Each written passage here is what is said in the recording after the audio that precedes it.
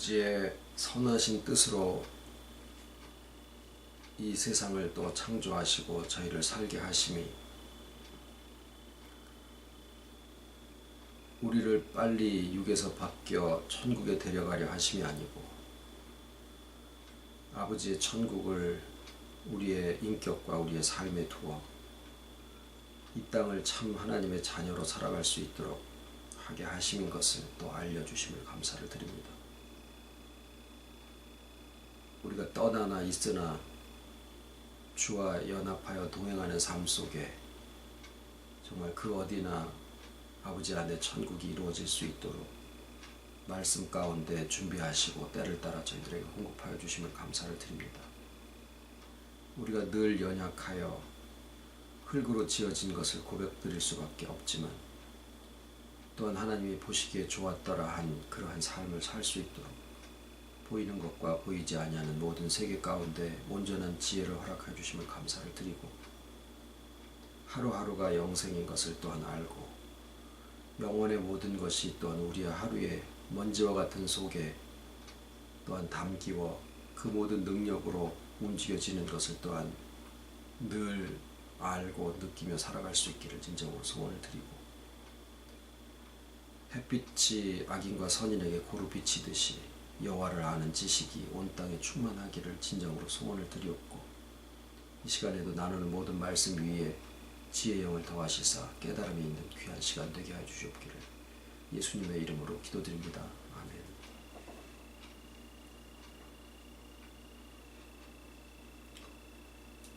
자, 오늘 본문 말씀은 지난주와 같습니다. 다시 한번 봉독하겠습니다. 여호와 하나님이 그 땅에서 보기에 아름답고 먹기에 좋은 나무가 나게 하시니 동산 가운데에는 생명나무와 선악을 알게 하는 나무도 있더라. 강이 에덴에서 발원하여 동산을 적시고 거기서부터 갈라져 네 근원이 되었으니 요한복음 7장 나를 믿는 자는 성경의 이름과 같이 그 배에서 생수의 강이 흘러나리라 하시니 이는 그를 믿는 자의 받을 성령을 가리켜 말씀하신 것이라. 요한계시록 22장 또 저가 수정같이 맑은 생명수의 강을 내게 보이니 하나님과 및 어린 양의 보좌로부터 나서 길 가운데로 흐르더라. 강 좌우에 생명나무가 있어 12가지 실과를 맺히되 달마다 그 실과를 맺히고 그 나무 잎사귀들은 만국을 소성하기 위하여 있더라.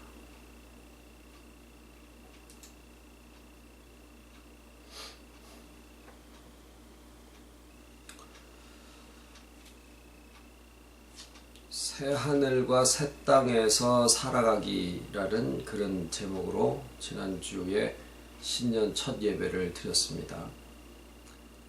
다들 앞으로 주님이 구름 타고 재림하시기를 바라고 있고 그 이후에나 천년왕국이 이루어지고 천년왕국이 이루어지고 난 다음에 사탄이가 잡히고 그리고 나서 새 하늘과 새 땅이 이루어지기를 바라고 있는데 그러다 보니까 너무나 우리의 현재 생활하고는 거리가 멀고 마치 신화적인 그리고 거기에서는 정말 뭐 사람들이 헐헐 날아다닌다거나 이제 이런 식으로만 생각을 하고 참 요한계시록 22장 보기를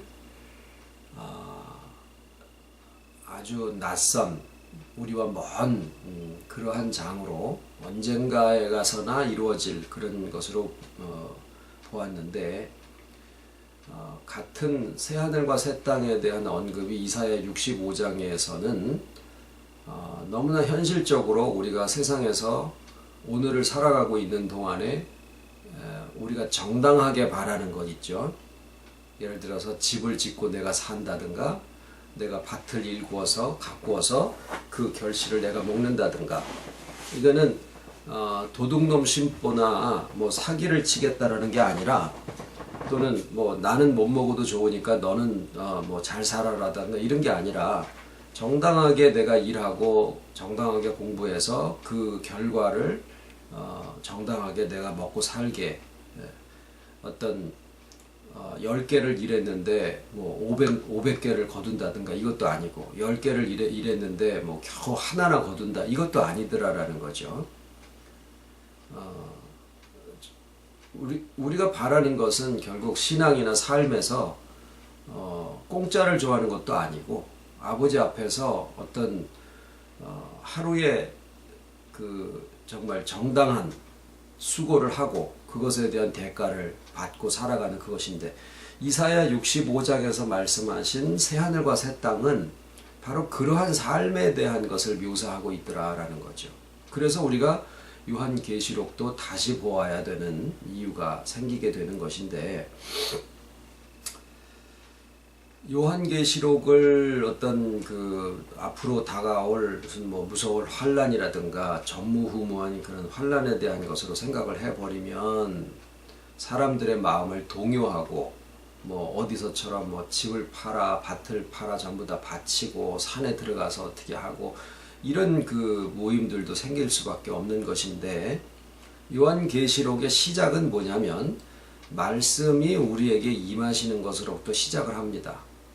바로 인봉이 떼진다라고 하는 그 말은 하나님의 말씀이 우리에게 너무 가까워서 우리의 눈에 있고 입에 있고 손에 있고 마음에 있는데, 그 말씀의 뜻을 몰라가지고 그 말씀이 가지고 있는 능력과 그 효과에 대해서도 우리가 정말 누리지 못하고 사는, 그래서 소경이었었던 것인데, 너무나 가까이 있었던 그 말씀이 우리의 관점이 바뀌고 우리의 생각이 바뀌게 되고 우리가 지식에까지 아는 것이, 자기에 대한 인식이 바뀌고 세상을 바라보는 관점이 바뀌게 되면서 하나님과 나와 이웃과 세상을 바라보는 관점이 바뀌게 되면서 점점 그 우리의 눈이 열려져 간다. 이것을 인봉이 떼어진다라고 표현을 하신 거예요. 그러니까 인봉을 뗐다라고 하면은 어떤 특별한 사람이 무슨 하늘에서부터 무슨 특별한 무슨 권세를 받아서 뭔 신령한 어떤 신비로운 세계 속에서 무엇이 이루어지는 거라고 생각하기가 십상인데, 바로 요한계시록은 인봉이 떼어짐에서부터 시작을 한다라고 하는 그 세계가 바로 우리 각자의 눈이 열리고 하나님과 자신과 세상을 바라보는 눈이 바뀌어진다라는 거예요. 그리고 그 모든 7번을 계속 반복적으로 하는 것은 여기 하나 떼어졌으니까 6개 남았다 이 뜻이 아니라, 하나님의 온전한 지혜 가운데서 성경과 세상과 자기와 모든 구속의 과정을 우리가 바라보게 된다라는 거죠. 그 안에 주님의 재림에 대한 것도 그 안에 담겨져 있고, 또 사탄이의 권세가 잡혀서 무적에게 들어가는 내용도 그 안에서 다 이제 담겨져 있는데, 바로 새하늘과 새 땅이라고 하는 성경 전체를 관통하고 있는 이 주제도 역시 이 안에 다 포함이 되어 있습니다. 자, 오늘 이제 그 새하늘과 새 땅에서 살아가기라고 하는 것의 두 번째의 제목은 분별의 힘은 어디에서 오는가라는 거예요. 우리가 지난번에 이제 믿는 사람들이 믿음이 중요하다. 이건 다 알죠. 믿음으로 살리라. 의인은 믿음으로 살리라 하였느니라 그러셨는데, 그 믿음을 보통 착각하기를 열심이라고 그렇게들 생각을 합니다. 그런데 그 열심이라고 하는 것은 자기의 성품의 변화를 목표로 하든지 아니면 눈에 보이는 어떤 결과를 목표로 하든지 간에 그 근본을 어디에 두고 있냐면 자의에 두고 있다라는 거예요. 내가 무엇을 해야 된다라고 하는 생각에 우리의 구원의 근거를 두고 있다라는 거죠. 물론 우리도 열심히 해야 되는 것은 사실이지만, 무엇이 기관차냐라고 하는 면에서 볼 때는, 기차를 끌고 가는 기관차가 무엇이냐라고 하는 것으로 놓고 볼 때는, 우리의 구원과 구속, 대속의 완성이라고 하는 것의 그 능력이 이 능력의 지극히 큰 것이 하나님께 있고 우리에게 있지 아니함을 에베소서에 말씀을 하고 있죠. 그러니까 우리가 분명히 주와 동행한다라고 하면 하나님 혼자 모든 걸 다 하시도록 그냥 우리는 방관하고 있다라는 얘기가 아니죠. 우리도 분명히 우리의 삶에 정말 이 충만이라고 하는 말은 그냥 기분만 좋아가지고 앉아 있다라는 얘기를 하는 게 아니라 자기의 삶에 있어서 그 안에 즐거움과 기쁨과 또 어떤 책임과 또 다른 사람들과의 어떤 그 관계성 속에서의 내가 해야 될 나의 분량과 이런 모든 면들이 다 그 안에 포함이 되어 있는 것인데, 이 충만이라는 말은. 그런데 우리의 생각이 지금까지는 어디에 머물러 있었냐면은 무언가를 내가 이루기 위한 하나의 방편으로 그 수고와 노력을 하는, 다시 말하면 내 자신이 기관체가 돼서 우리의 구원을 완성을 해야 된다라고 생각을 하고 있었더라라는 거예요. 그러다가 보니까 우리의 신앙이 무거운 짐이 되고 그만큼 하지 못했을 때 거기에서 스스로 좌절도 느끼고 정죄감에 빠지기도 하고 그러는 거죠. 그런데 이 능력이 바로 영원에서부터 오는 것이고, 또 이제 우리의 믿음은 이제 지금까지의 모든 믿는 사람들이 생각하는 것처럼 자기가 얼마나 열심을 내느냐, 교회를 얼마나 열심히 다녔냐, 성경을 얼마나 보느냐, 기도를 얼마나 잘하느냐, 뭐 내가 얼마나 혈기를 죽이려고 참느냐, 뭐 이런 부분에 우리의 믿음이 있는 것이 아니라, 우리의 믿음의 이 열심이라고 하는 것은 나의 수고에 근거를 하는 것이 아니라 뭐예요? 분별에 있다라는 거예요. 분별에 있다. 자, 왜 그러느냐? 우리가 수고하고 애쓰고 노력하는 그것도 결국에는 자의로 무언가를 성취하려고 하는 그러한 모습의 일환으로, 그게 신앙의 모습으로 표현이 될 수도 있더라라는 거예요. 그렇게 되면은 신앙의 결과가 자기 자랑으로 끝나거나, 또는 그것이 자기의 소유나, 또는 자기가 신앙생활을 열심히 해서 어디에까지 갔을 때 자기의 영향력으로 다른 사람들이 그렇게 하지 못하는 것을 보면 너 왜 그렇게 못해? 왜 내 식대로 안 해? 그러면서 그 사람을 자기 식에다가 굴복시키려고 하는, 결국 또 하나의 권력의 우상을 섬기는 형태로 나타날 수도 있다라는 거예요. 자, 우리만이 아니라 하나님에게서부터 분리되어진 모든 인생들이 하나님의 형상대로 지어지기는 했는데 자신의 자유의지로 하나님에게서부터 분리될 수도 있고 있을 수도 있는 그 가운데 결국 자기가 흙으로 지어졌다라고 하는 것을 알게 됐을 때, 이 흙으로 지어졌다라는 말이요, 물론 감각적으로 사람이 죽으면 그냥 다 재로 돌아간다라고 하는 그런 의미도 있고, 먼지라고 하는 그 사물이 다양한 여러 가지 것들의 가장 부스러진 마지막 형태를 먼지라고 하기는 하죠. 근데 이 사람을 구성하고 있는 성분은 뭐 탄소, 수소, 산소, 질소, 뭐 인, 뭐 이런 것들로 구성이 되어 있습니다. 실상 먼지는 아니죠, 엄밀하게 따지면. 근데 성경은 그것을 먼지라고 표현을 하고 있다라는 거예요. 이것은 하나의 영적인 해석이 그 안에 들어가야지 되는 부분이에요. 왜 하나님이 사람을 지으실 때 흙을 빚어서 사람을 만드셨다라고 이야기를 하셨느냐? 그것은 그 먼지가 가지고 있는 속성, 첫 번째는 소멸성이에요.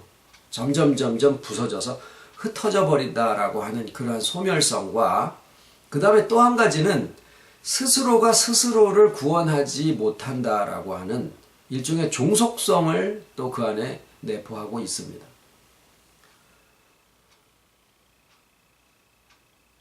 그런데 그 흙이 이제 삶을 살아가는 과정은 마치 뭐 그릇을 빚는 것처럼 뭐 연단의 과정도 있고 뭐 여러 가지 뭐 어려움을 통과하기도 하고 그럽니다만은 무언가를 자꾸 만드는 재료가 되기도 하죠. 그래서 이것을 하나님이 빚으셔서 하나님의 그 뜻을 그 안에 두실 수도 있고, 떨어져 나온 인간이라고 하는 존재도 하나님에게서부터는 분리되었지만은 무언가를 만들고자 하는 그런 속성을 가지고 있고, 그런데 속은 하나님이 계셔야지 되는 그 자리는 비어 있다 보니까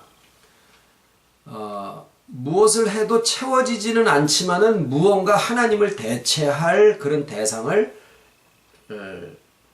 만들어서 그것을 자신의 하나님과 같은 그러한 자리에다가 놓고, 그것을 위해서 그것을 목적으로 해가지고 그것으로 의미를 삼고 살아갈 수밖에 없는 그런 존재다라는 거죠. 그것을 창세기에 나와 있는 것을 근거로 해서 소유의 우상, 권력의 우상, 또 자의의 우상이라고 이렇게 이름을 붙여보기도 했습니다만은, 왜 이러한 것을 우리가 말씀 가운데서 나누면서도 42달 계시록에 나오는 그 기간 동안에 이방인에게 넘겨준 바 된 그 성전 바깥마당에 해당하는 그런 부분이 우리에게서 여전히 분별이 되어지지 않는 이유가 뭐냐? 왜 이것이 우리에게서 분별이 안 되느냐? 신앙의 이름을 가지고도 하나의 우상을 섬기고 있는 그런 이유가 뭐냐 하면 그 우상들이요, 이름을 이제 권력의 우상, 그리고 권력의 우상을 세워놓고 그것을 섬기는 우리의 마음은 지배욕이고, 그 다음에 소유의 우상에 대한 소유욕이고, 자의의 우상에 대한 성취욕이 우리를 이렇게 막 끌고 몰아가는데, 이게 이제 우상이다, 무슨 욕구다, 욕심이다 이렇게 해놓아 버리면은 굉장히 나쁜 것으로 치부가 되어지지만 말입니다. 굉장히 그것이 의롭고 선하고 책임감 있는 모습으로 교육되어지고 우리가 거기에 젖어서 살아가게 그렇게 구조가 되어져 있는데, 그 세 가지의 우상의 이름은 공통적으로 그 이름을 뭐라고 하느냐면 나라고 합니다. 나. 그 우상의 이름이 나예요. 그래서 그것이 참 내 자신에게서 분별되어지기가 쉽지가 않다라는 거예요.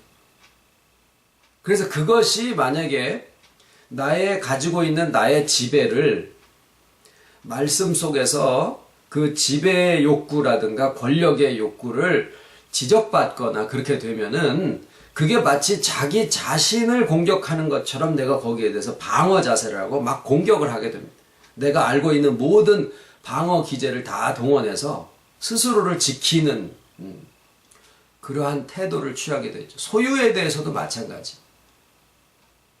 물론 자기가 가지고 있는 신앙의 성취, 어떤 뭐 여러 가지 다른 모습에서도의 그런 자의로 근거된 그러한 성취 욕구, 자의의 우상도 나인데, 그게 결국에는 그것이 나로 구성이 되어 있다 보니까 그 부분에 대해서 갈라지는 것들이 쉽지가 않아서 우리가 지금 나누고 있는 새 하늘과 새 땅에서 살아가기라고 하는 그 부분에 너무나 하다못해 몸에 있는 티눈을 하나 띄려고 그래도 의사가 아주 기술 있는 의사가 그거를 면도칼 같은 거로 다 이렇게 싹싹싹 갈라내야지, 안 그러면 피부가 상하거나 아니면 남거나 이렇게 되는데, 우리의 몸에, 우리의 인격에 마치 나인 것처럼 붙어 있는 이것이 분별되어지는 것이 자기 스스로의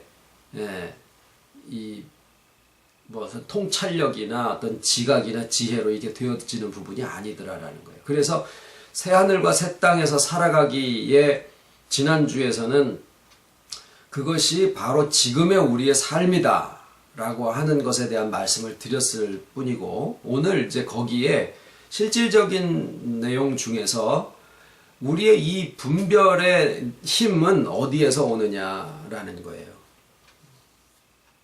그것이 오늘 같이 우리 나눈 이 말씀의 세 가지 본문 가운데 있습니다.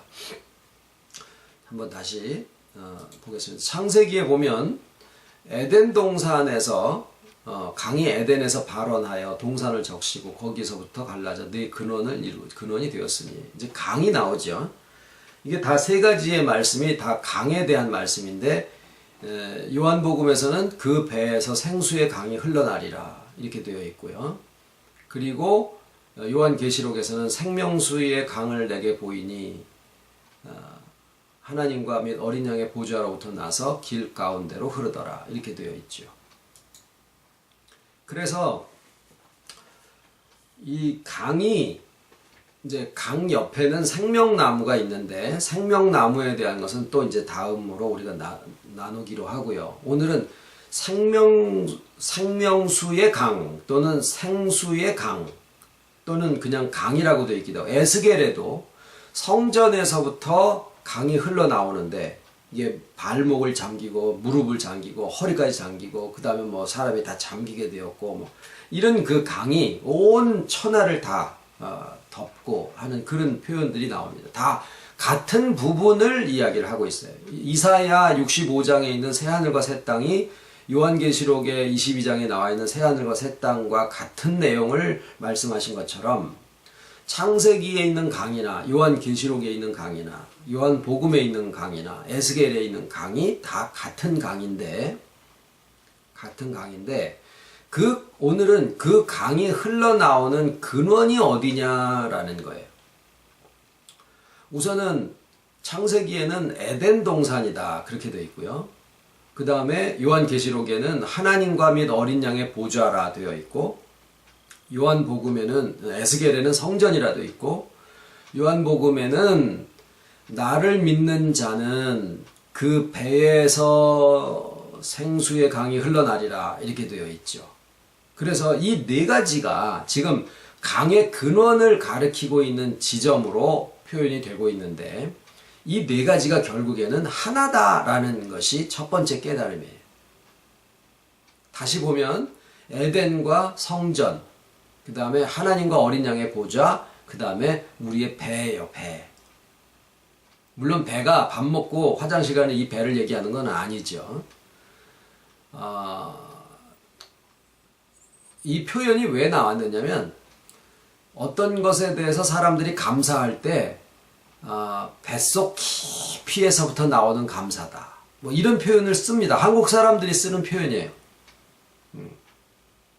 영어에서는 뭐냐면은 마음의 바닥에서부터 올라온다 이런 표현을 씁니다. 그러니까 이게 언어적인 차이예요. 그러니까 번역할 때 그 사람의 인격에서의 가장 깊은 곳에서부터라고 하는 그 표현을 한국 사람들이 쓰는 표현을 가만히 보니까 뱃속에서부터 또는 뼛속에서부터 우러나오는 울분이라든가 뱃속에서부터 나오는 슬픔이라든가 이런 표현을 쓰고 있더라라는 거죠. 그래서 번역할 때 이것을 배에서부터 생수의 강이 흘러나리라라고 그렇게 번역을 한 거예요. 그러니까 엄밀하게 따지면 엄밀하게 표현을 해보면 이것은 인격의 가장 깊은 내면이라고 표현을 하면 돼요. 영어나 한국말이나 상관없이. 히브리어도 실상 그렇게 되어 있습니다. 헬레어도. 그러니까 우리의 인격의 가장 깊은 내면. 자, 그러면은 아까 뭐라 그랬습니까? 에덴 동산, 그 다음에 성전, 그 다음에 하나님과 어린 양의 보좌. 그런데 이 어린 양의 보좌가 바로 놓인 자리가 바로 우리의 뱃속, 즉 우리의 인격의 가장 깊은 내면이다라는 거예요. 그게 이제 첫 번째 깨달음인데 두 번째는 이 하나님과 어린 양의 보좌라고 한 이 어린 양의 보좌가 놓여 있는 그 자리는 예수님이 부활하신 다음에 승천하셔서 가신 곳이죠. 우리가 다 그렇게 알고 있죠. 사도신경에도 그렇고 승천하셔서 부활하신 다음에 승천하셔서 하나님 보좌 우편에 앉아 계시는데 그 보좌 우편이 바로 어린 양의 보좌다. 이렇게 우리가 알고 있는데 하나님은 영이시고 예수님도 부활하신 다음에 신령한 몸으로 육체가 되셨기 때문에 어떤 하나님의 보좌가 있고 그 오른편이 있고 왼편이 뭐가 이렇게 있는 것이 아닌 것은 우리가 잘 아시죠. 그래서 이것에 대한 것은 해석이 필요한 부분이에요. 하나님의 보좌 우편에 어린 양의 보좌가 있다라고 하는 말은 하나님의 모든 능력의 전권을 다 위임하셨다 이런 뜻이죠. 하나님의 모든 능력이 어린 양에게로 다 전권이 위임되었다 이런 뜻이죠. 그런데 이제 세 번째 깨달음은 뭐냐면 그 하나님의 보좌 우편이라고 표현되어 있는 그 하나님의 능력이 우리의 뱃속, 즉 인격의 가장 깊은 내면에, 그러니까 우리가 요한계시록 22장에 생명수의 강물이 흘러나온다라고 할 때 그 생명수의 강물이 어디 저기 새하늘과 새 땅이 있어서 우리가 나중에 거길 들어가면 거기에 하나님이 계시고 하나님의 보좌 우편에 어린 양의 보좌가 있고 거기서 생명수 강이 철철철철 이렇게 흘러나오는 쪽으로다가 상상적으로 갈 게 아니라 깨달음이 있어야 된다라고 하는 것은 그 하나님의 보좌 우편, 즉 하나님의 모든 능력의 전권이 어린 양에게로 위임이 되었는데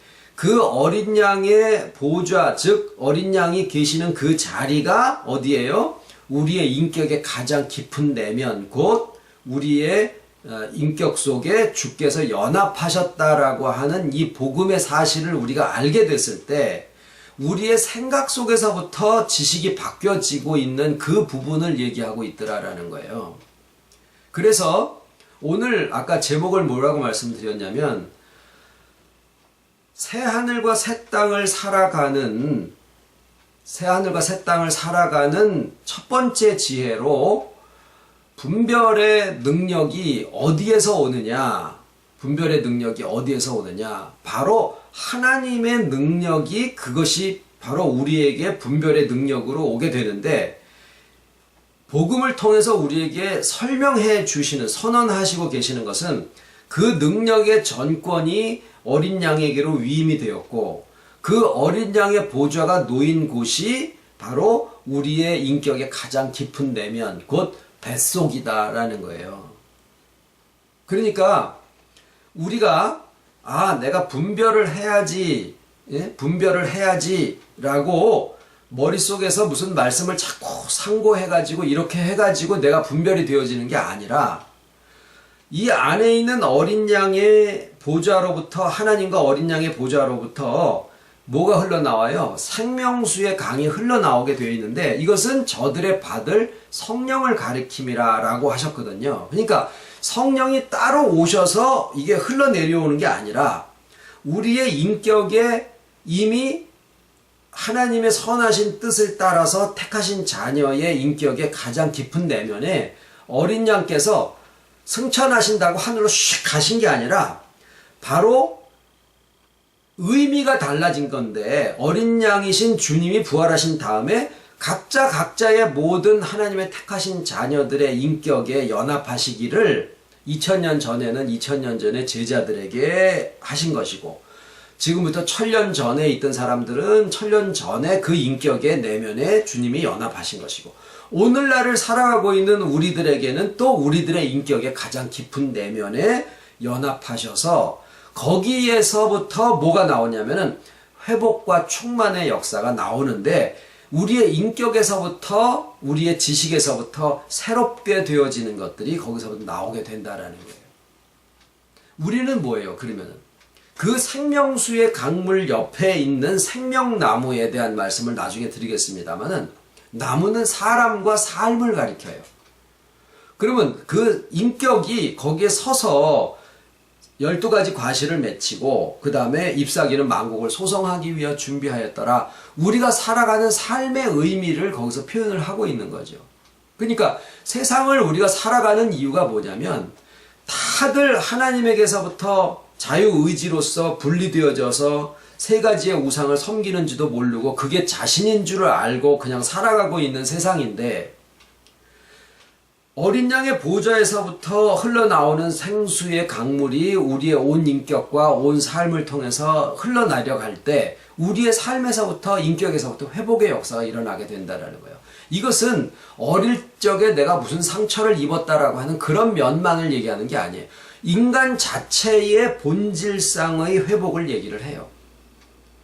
기독교인이 열심히 있는 기독교인, 열심히 교회 다니는 사람, 신앙 좋은 사람을 만드는 게 아니다라는 거예요. 하나님이 본래 사람을 만드신 그 본래의 잃어버린 형상을 다시 회복하게 하신다라는 뜻이죠. 그러니까 이것은 어떻게 보면은 기독교인들에게 대해서만 하시는 말씀이 아니라 어디에 있든지 하나님의 택하신 모든 자녀에게 햇빛이 비치는 것처럼 거기에 다 우리는 누가 누군지 모르죠. 그래서 이렇게 되어진 인격들은 이제 지난주 말씀을 평소에는 뭐 40회, 50회 이 정도 이제 식구들이 이제 다른 분들이 보시는데 지난주 설교는 100회가 넘어갔어요. 참 드문 경우인데 이 제목이, 이 주제가 오늘날 교회에서들 예수님 오시기 바라고 천국이 앞으로 올 거다라고 바라는 그것을 다들 이렇게 막 기다리고 그것을 믿고 있는 지금 시점인데, 특히나 한국교회에서는 그러고 있는데, 그러면서도 마음이 뭔가가 해결이 안 나는 거예요. 예수님이 오시기를 기다리고 있는 이상은 자기 안에서 살아서 동행하시고 하는 세계는 아직 안 돼 있다라는 고백일 수밖에 없는 것인데, 어떤 목사가 인터넷에다가 새 하늘과 새 땅이 지금 우리가 살아가고 있는 여기지 우리가 주님을 기다리는 게 아니라 오신 주님과 동행하는 삶을 살아가는 것이다 라는 얘기를 하니까 본인들은 못하거든요. 본인들은 강단에서 그런 얘기를 못해요. 왜 그러냐면은 이렇게 다른 사람들한테 공격받을까봐. 그런데 말씀을 그대로 말씀을 따라서 지금 우리가 오고 있거든요. 이것을 어떤 분은 논리적이다, 설득력이 있다라고 그렇게 표현을 하기도 합니다만은 실상은 저희가 가지고 있는 것은 말씀밖에 없기 때문에 말씀에서 증거하는 바를 따라서 우리가 지금 가고 있는 것일 뿐이에요. 기도해서 무슨 응답 받아가지고 이 말씀의 뜻은 이것이다 라고 갑자기 뭐가 이렇게 탁 깨지고 이러는 것은 위험해서 뭐가 주는지 모르잖아요. 말씀을 따라서 말씀 속에서, 그러나 물론 그것에 대한 의미가 이렇게 풀어지게 되는 과정은 분명히 성령의 지혜로 되어지는 것이죠. 영감으로 기록하게 하신 분이 또 영감으로 깨닫게 하시는 거죠. 성경을 기록하는 영감과 깨닫게 하는 조명은 다릅니다만은 분명히 성령의 역사하심은 그거는 분명한 거죠. 그러나 성령의 역사가 우리의 이성을 거스르지 않고 무조건 믿어라가 아니라 우리의 이치와 이해되어질 수 있는 분량을 따라서 설명되어지게 되어 있는 것이기 때문에 우리가 말씀을 따라서, 그래서 오늘도 이 분별의 능력이 필요한 것인데 그 분별의 능력이 말씀을 가지고 내가 공부를 해서 아는 것을 얘기하는 게 아니다라는 말씀을 드리고 있는 거예요. 우리에게 있는 이 분별의 능력이, 그것이 우리의 믿음의 열심인데, 이 분별의 능력은 거슬러 가서 보면은 생명수의 강물이 흘러나오는 것이고, 그 생명수의 강물은 하나님과 어린 양의 보좌로부터 흘러나오는데, 그 하나님과 어린 양의 보좌가 놓인 그곳이 어디예요? 우리의 뱃속, 즉 인격의 가장 깊은 내면에 주께서 연합하여 계시는 그 사실에서부터 시작되어진다라는 거죠. 그래서 오늘 말씀을 내가 그냥 기억을 못했는데, 공부를 못했는데 이렇게 안달할 일이 아니다라는 거예요. 우리는 되어진 사실을 우리가 말씀을 통해서 인식을 하게 되면 우리의 생각이 바뀌고 지식이 바뀌어지면서, 내가 이전에 그렇게 이루려고 그렇게 애를 쓰고 내가 많이 이루었다라고 다른 사람한테 인정받으면 그것이 뭔가 잘하는 것인 줄 알고 그것의 강박 속에서 우리가 살아갔었는데 이제는 그렇게 할 이유가 없어지더라라는 거예요. 그러면은 사탄이가 나를 정죄할 수 있는 근거가 없어지게 됩니다. 그게 무적행에 들어간다라는 뜻이에요. 내가 어떤 것에 대해서 욕심을 내서 그게 난 줄 알고 그게 없어지면은 내가 없어지는 걸로 생각하는 그런 소유의 우상도 내가 아니구나라는. 그러니까 내가 그러면은 사람이 맥없이 그냥 아무것도 안 하고 있느냐? 그거 아니라고 말씀드렸죠. 우리의 삶의 의미가 정말 사람다운 삶을 살아가게 되는 거예요. 내가 어떤 것을 욕심을 내려고 하다 보면은요, 그것에 다른 사람이 치이는지도 모르고 나는 그것을 이루려고 합니다. 그게 우상의 폐해예요. 그러니까 나는 뭔가 충족이 되어지는 느낌이 있으니까 그걸 하는데, 그러고 있는 동안에 다른 사람들이 멍이 들어요. 권력욕도 마찬가지예요. 권력의 우상을 섬기는 우리의 인간의 마음은 지배욕인데 뭐예요? 부부지간에도 싸우는 이유가 왜 그렇습니까? 왜 내 식대로 안 하느냐? 왜 내 말 안 듣느냐? 신앙 좋은 사람이 신앙 좋지 않은 사람한테 정죄의 말을 퍼부으면서도 막 험한 말들을 내뱉으면서도 그것을 정당하다라고 하는 이유가 뭐예요? 내가 옳다, 내 식대로 해라. 결국에는 신앙이라는 미명하에 다른 사람들을 내 식으로 지배해서 나의 권력욕을 채우겠다라고 하는 얘기예요. 노골적으로 그 안에를 들여다보면. 근데 그게 왜 분별이 안 되느냐? 왜 분별이 안 되느냐? 그게 다 나라는 이름을 쓰고 있기 때문에 그래요. 나라는 이름의 권력의 우상, 나라는 이름의 소유의 우상, 나라는 이름의 자의의 우상으로 되어 있기 때문에 내가 나를 위하는 것처럼 보여지니까 뭐가 달라지는 걸까요? 그러고 있는 동안에 다른 사람들을 내게 복속시킨다라는 의미로 그것을 써요.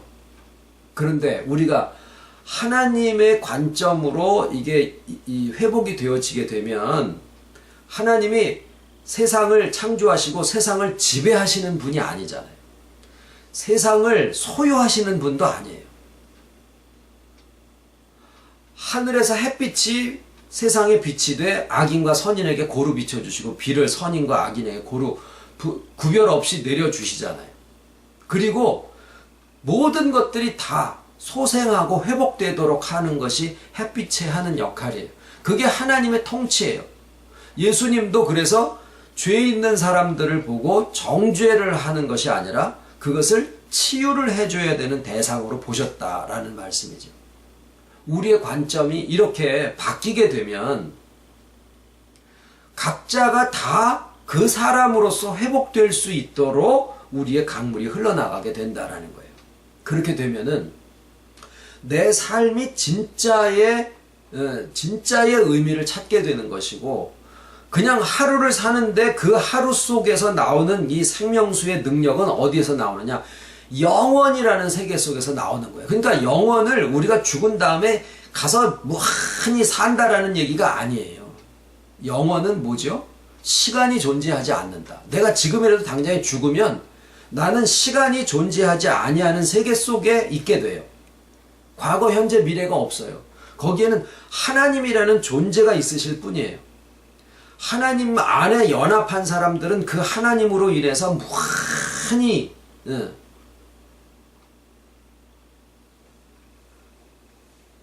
무한히 충만해 가는 것이고, 하나님이 없는 사람들은 자기가 인격을 가지고 세상에 살아있는 동안에 가지고 있는 것을 가지고 있다가 숨이 끊어지는 순간에 이게 소멸되는 게 아니라 시간이 없으니까 있는 그 자체가 무한히 소멸되는 거예요.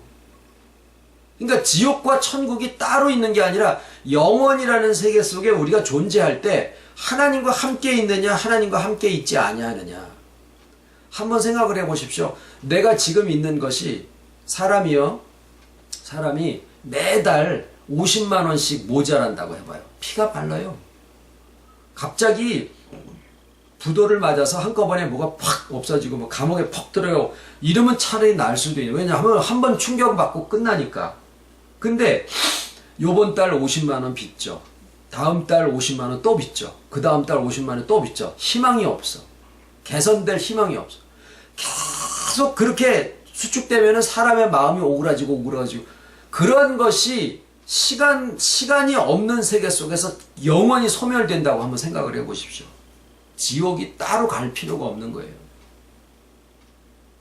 무슨 불이 있고 육체도 없는데 무슨 불이 무슨 사람을 꼬실는들 무슨 느낌이나 있겠습니까? 다 하나의 상징이에요. 유황불이든지 불못이라든지 이런 것들은 인간의 육체를 가지고 있는 그런 감각으로서 느껴질 수 있는 가장 고통스러운 것을 표현한 것 뿐이지, 실상을 얘기한다 그러면 영원의 세계 속에서 무한한 소멸이고 여기는 무한한 충만이다라는 거예요.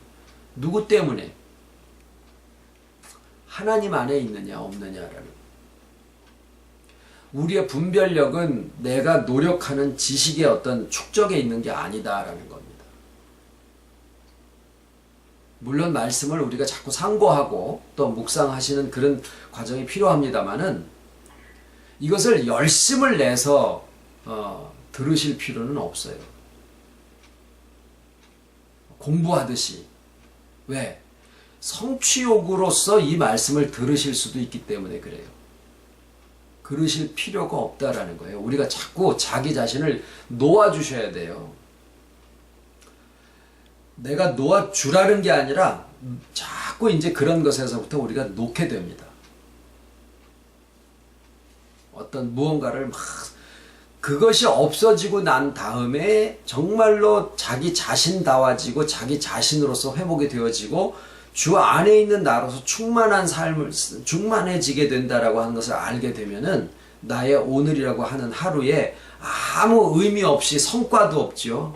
내가 어떤 지배하는 권력도 늘어난 것도 아니죠. 내가 가지고 있는 소유가 더 많아진 것도 아닌데도 그저 나의 오늘이라고 하는 삶이 영원에서부터 근거되어 있다라고 하는 이 한 가지 사실이 나에게 그냥 충만한 삶을 살게 되고, 모든 사람에게 대해서 대하는 것이 그 사람을 내게로 복속시켜서 내가 지배하려고 하는 게 아니라 그 사람의 상대의 삶의 회복을 위해서 내가 할 수 있는 모든 삶들이 사라지게 된다는 거예요.